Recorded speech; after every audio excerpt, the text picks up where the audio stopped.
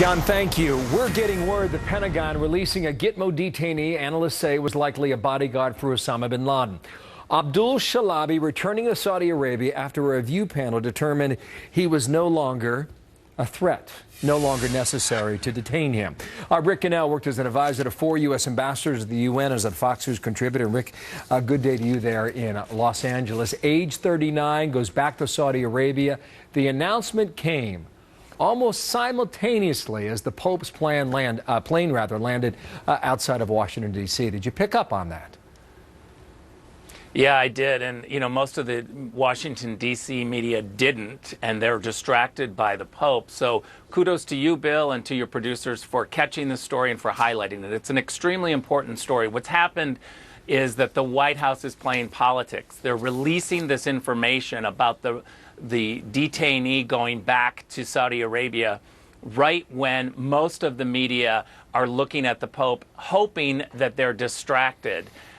This is an important story because the normal process for releasing detainees out of GITMO is that 6 agencies, 6 national security agencies of the United States government must sign off on whether or not this person is reformed, whether or not this person can go back to their home country, and whether or not the home country actually has put in place the proper security procedures to watch them so that they don't go back onto the terrorist battlefield.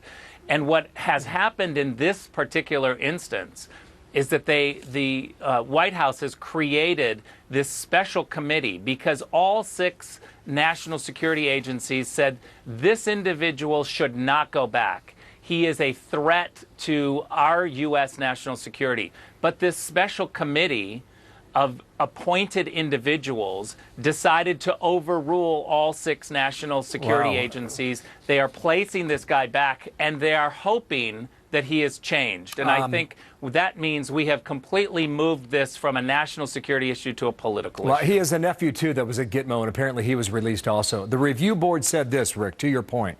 The board also considered the detainee's well-established family, their willingness and ability to support him upon his return, and their prior success in assisting with the rehabilitation and reintegration of a former Guantanamo detainee. Ash Carter's under a lot of pressure because the president wants to close GITMO.